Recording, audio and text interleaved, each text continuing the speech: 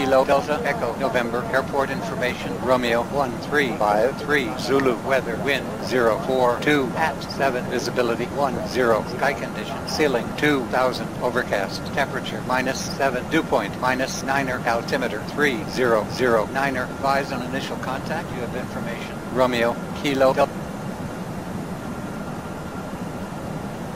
Hello YouTube, and welcome to part 2 of this video where I fly the Aerosoft Airbus A320 from Orlando Airport, KMCO, to Denver Airport, KDEN in the United States.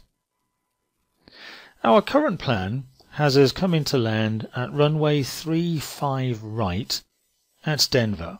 We're going to be using the Quail 7 arrival, and we'll be coming into this at the Hugo waypoint before turning up toward the northwest through Connell, Quail, Jeffel and Selmy before we get to the Falcon VOR. From there we'll go on to the 35 right approach, and you can see the chart for this on your screen now.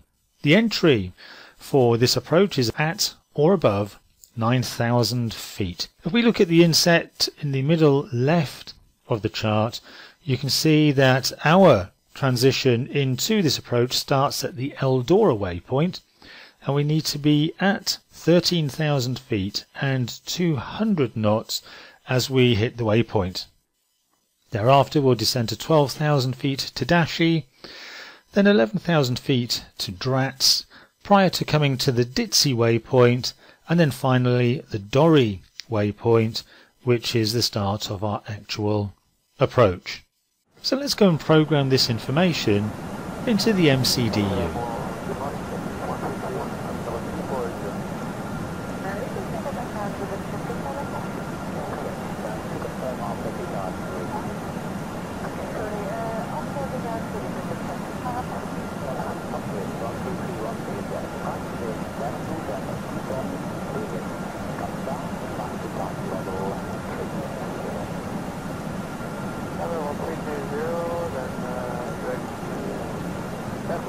Then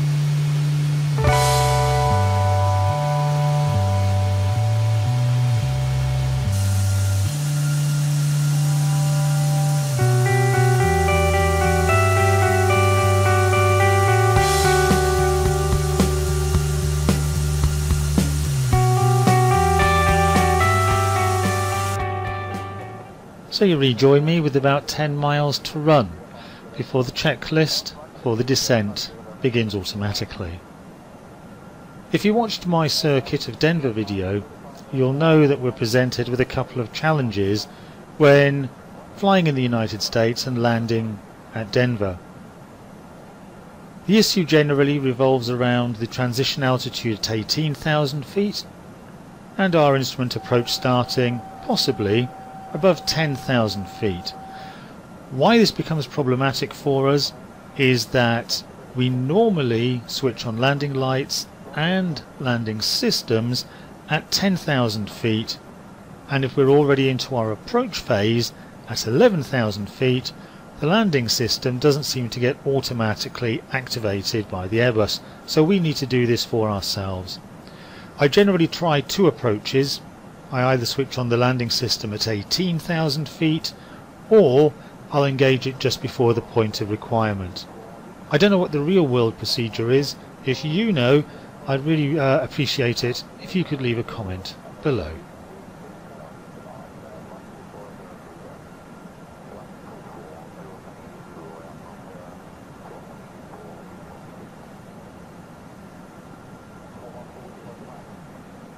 Descent preparation checklist. Seatbelt signs. On. Anti-ice. Off. Landing information. Received. Altimeter. Standard. Error radio. Checked. Checklist complete.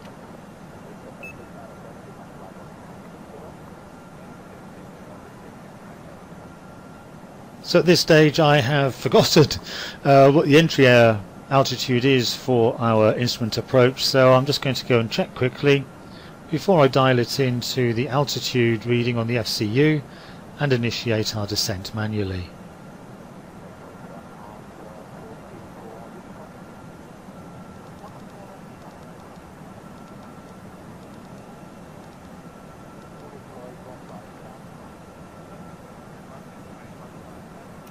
Initiating descent. FMA check. Radar tilt. Set below.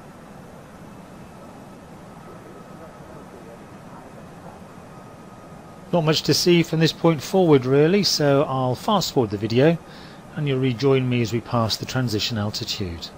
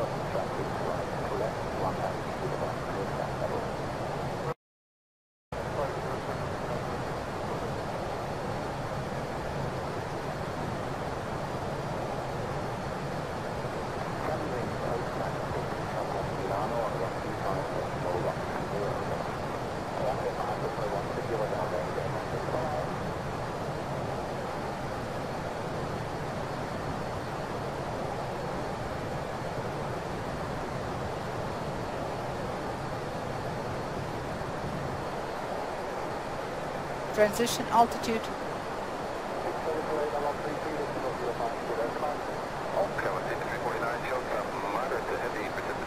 Barrow reference set and cross-checked.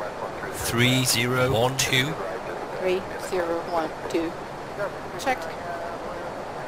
Lights on. On.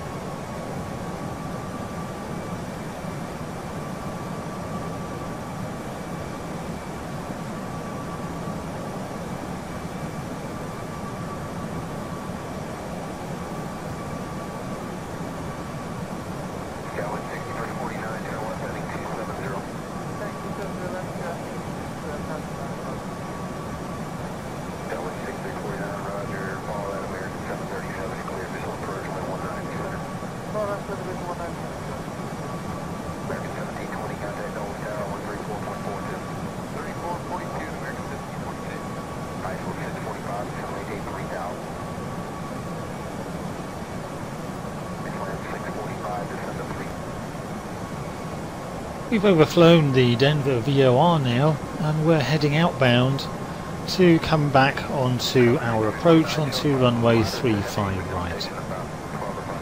There's one thing about this approach that concerns me though, and if you look at the navigation display you may be able to see the point that I'm referring to.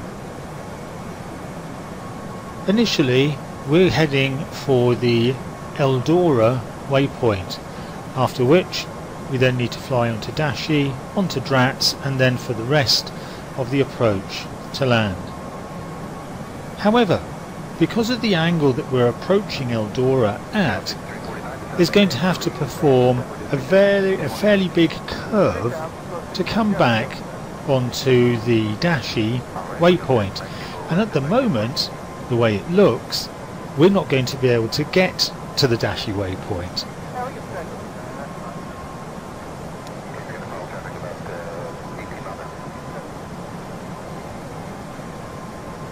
I know that we cannot in fact reach the Dashi waypoint, and we're going to have to do something to correct the problem. But I thought I would leave it showing on here so that you could see the kind of problem that occurs and how we can get around it and fix it and still get in to do a proper approach and safe landing.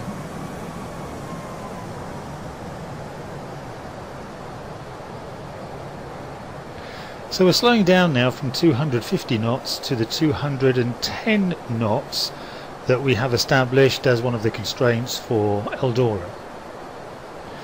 In one sense this is great because it does reduce the size of the arc that we need to fly. And you can see that the navigation display has reflected that now, but then suddenly and inexplicably it decides to ignore Eldora altogether and just turn the arc straight around to -E. I don't know why it does that particularly. If it had flown Eldora and then come back around, there's every likelihood that we might have reached -E, but the way things are, we're unlikely to reach it now. You can already see that the arc that we are actually flying is beyond the projected arc that's drawn on the navigation display. Now, another bit of arc has just been drawn out from -E, which has then got another line hooking up to it. This is a bad sign. Basically what this means is any minute now we're going to start a turn to the right, and essentially we'd end up flying a complete right hand loop to then come back to try and line up with -E and come into land. Quite apart from the fact that this is a bit of a crazy way to go about approach, it's unprofessional as well, because if we did have passengers on board, they would rightly and understandably be a bit vexed at this sudden change in the way that we're approaching the airport. So what we're going to do instead is we're going to clear the -E waypoint, and by doing that the aircraft corrects itself and brings itself back to the left.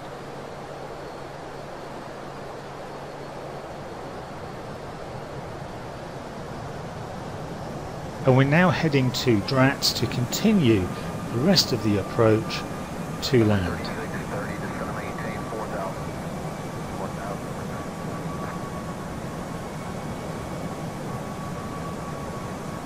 Now fortunately in our case this has happened a good few miles out, so we're able to make this correction without it impacting too badly upon our approach and landing.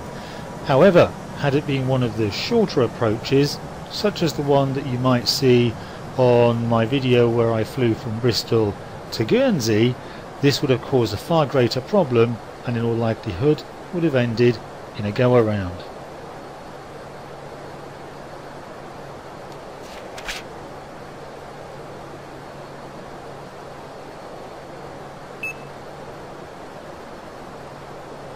Approach checklist. Beacon status. Checked. Sliding tables. Stowed. Stowed. Cabin signs. Checked. Nav accuracy. Checked. Bearer reference. Checked. 3012. 3012. Checked. Checklist complete. Localizer alive. So as per the real world procedure then, once the approach checklist has been complete, Flight attendants we prepare activate for the landing. approach phase. We had the localizer alive call, but I'm waiting for a while before I activate Flaps it, one. because actually Speed check. we're still Flaps quite a 1. long distance out from the threshold. We've reached the flaps 1 speed though, and flaps 1 has been set. And now we're reducing speed to get down to our S speed. I'm still waiting a little while though before I engage approach mode, because there's still over 22 miles to run to the threshold.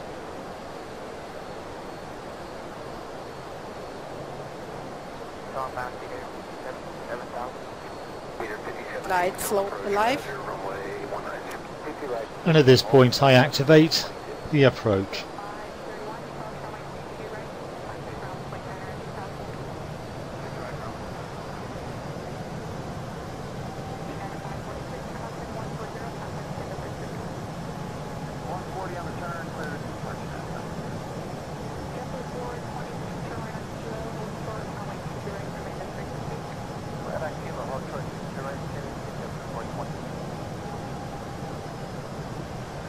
We've successfully got down to the S speed without having to use any extra drag, which is a nice change over the circuit that I flew with Denver, where we needed to help with slowing the aircraft down on our approach. Localizer's now been captured. We're still below the glide slope, which is fine, better that way than the other way around, because if we're too high above the glide slope, effectively we will disengage and end up having to perform a go around. As long as we're not too far below the glide slope, it shouldn't really present us with any problems.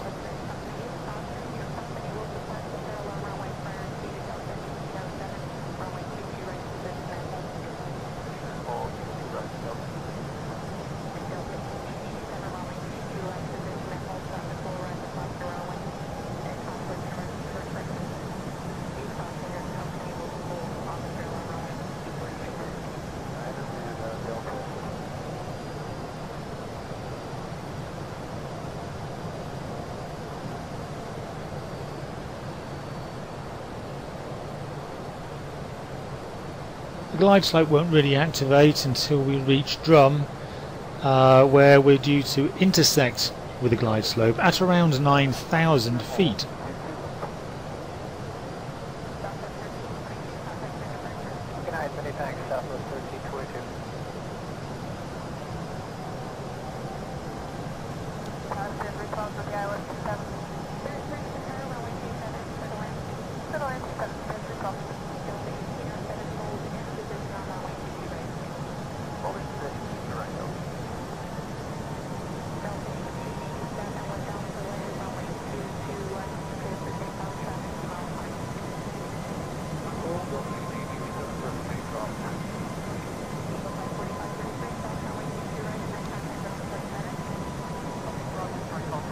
And with the localizer and the glide slope now captured, it's just a case of monitoring all the systems as we approach to land.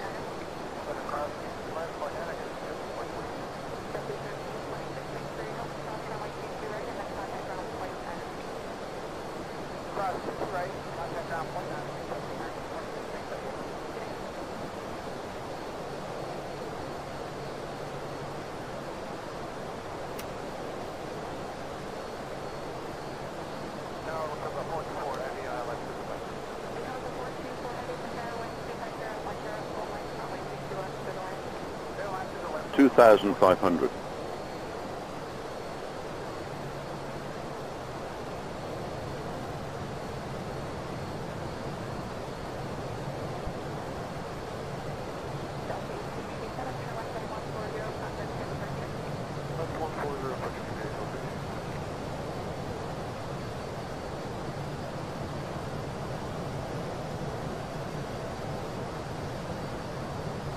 So not long to run now, and hopefully soon the automatic lowering of flaps and gear will start.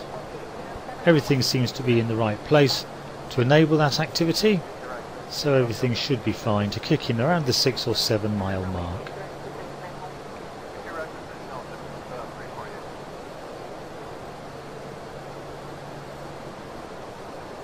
Flaps 2. Speed check, flaps 2. Gear down. Gear down.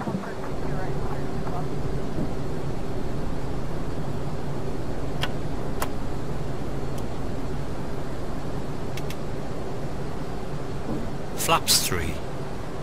Speed check, flaps 3. Going from a lovely warm balmy Florida to a snowy -7 degrees Colorado. Flaps full. Speed check, flaps full. Where would you rather be? I guess it depends if you're a beach bum or a ski nut. Landing checklist. Landing gear. Down and locked, 3 greens. Ground spoilers. Checked and armed. Auto brakes. Medium. Exterior lights. 1,000. On. Go around altitude. Checked. Landing memo. Checked, no blue. 3, 5, right.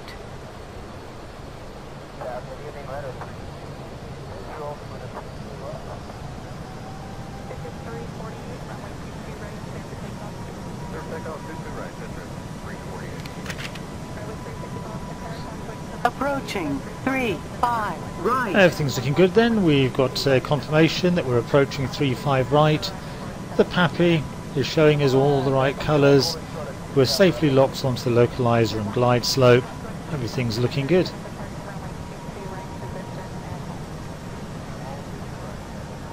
$500.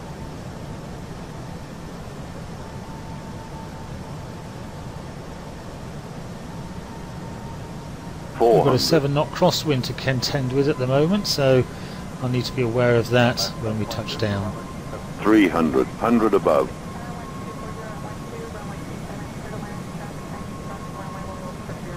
200 minimum. Autopilot off. Continue. 100. 70, 60, 50, 40, 30, 20. Retard. Retard. Ground spoilers. 5.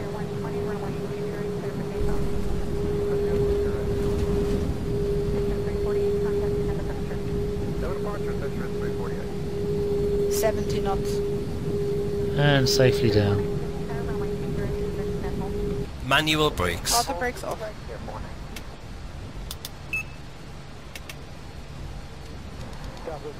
Heavy cross on a 1-5 left, hold short of 1-2 right. APU on. After landing checklist. Exterior lights. Checked. Ground spoilers. Set off. Engine mode selector. Checked normal. Flaps. Checked retracted. TCAS. Checked standby. Brake temperature. Checked. APU. On. Checklist complete.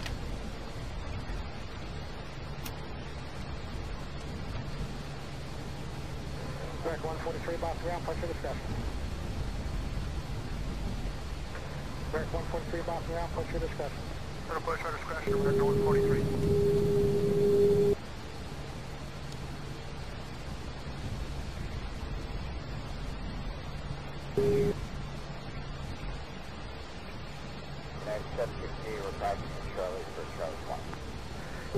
In case you're wondering, I'm using Aerosoft's electronic flight bag away on a second screen to help me in navigating from the runway to the terminals.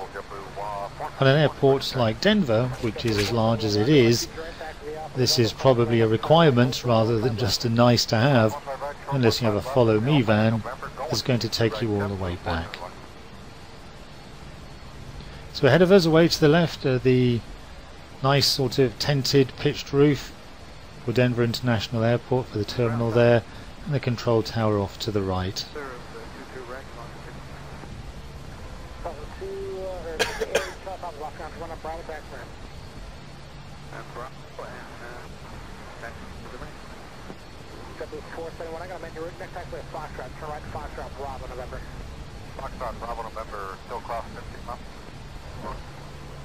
Blue 471 cross 115 right, hold short 115 left.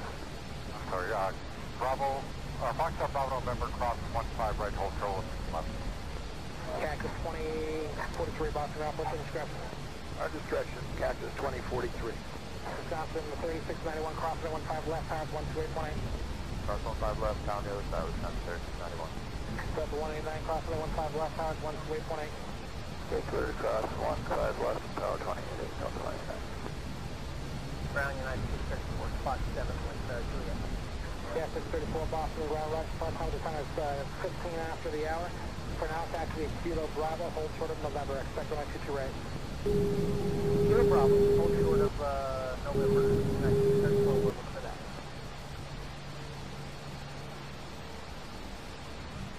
Just about to cross a live runway, so as well to slow down and have a good check.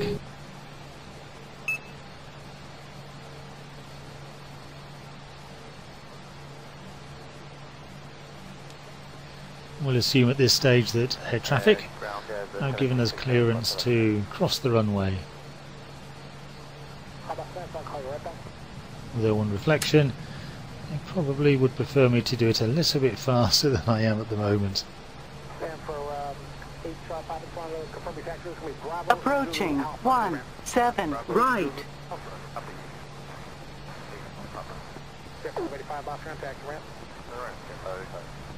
South American 143 taxi.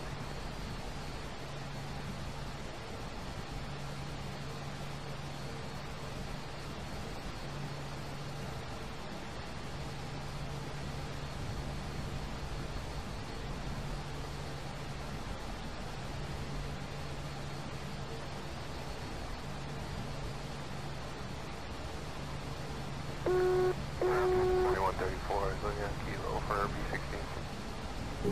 X5134 boss from me, go right turn Bravo. Then a quick left on Echo and Alpha, hold short of kilo. Bravo.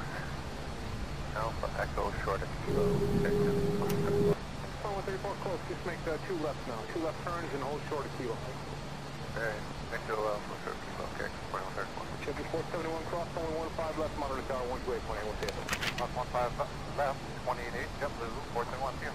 Okay, 2137 cross, only 15 left, and monitor tower 128.8. Cross 15 left, monitor 28.8, engine 2137. American 143, next. American 143, runway 22 right, taxi Alpha November, cross only 15 right, hold short, runway 15 left. Alpha November, cross 15 right, hold short, 15 left, 22 right, American. 2134, give way to Jazz from the right, then back to me at Kilo Echo 1. Kilo Echo 1 after Jazz, gang, 2134. Okay, 66 up the ground, taxi via Kilo, hold short of Echo 1. Short of Echo 1, okay.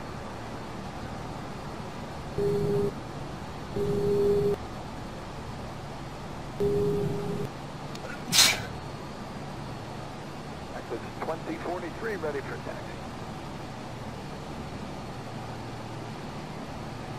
Exit 2043, boss, ground taxi to Echo Alpha, hold short of Charlie, second moment, future right. Go Alpha, hold short of Charlie, Texas 2043. Vamos a ver esto, compadre, salió 6 off. I'm sorry, 6 off heavy, I'm sorry, wait a push. Nobody. 6 off heavy, push back the push. Okay, push up the push, now I got it, it's not okay. 691 boss, ground, push back the push.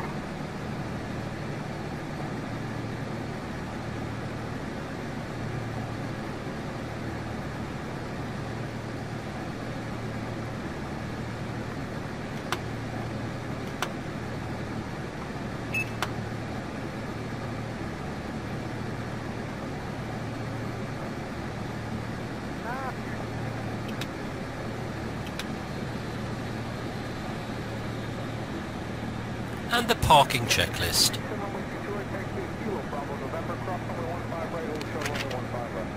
Parking brake and chocks. Chocks are set. Parking brakes released. Engine master. Both off. Seatbelt signs. Set off. Beacon lights. Set off. Exterior lights. Set off. Anti-ice. Off. Fuel pumps. Set off. Checklist complete. And that completes the flight then from Orlando, KMCO, to Denver, KDEN. I hope it's been fun, and thank you very much for watching, and I once again look forward virtually to meeting you in my next video. Thanks for watching.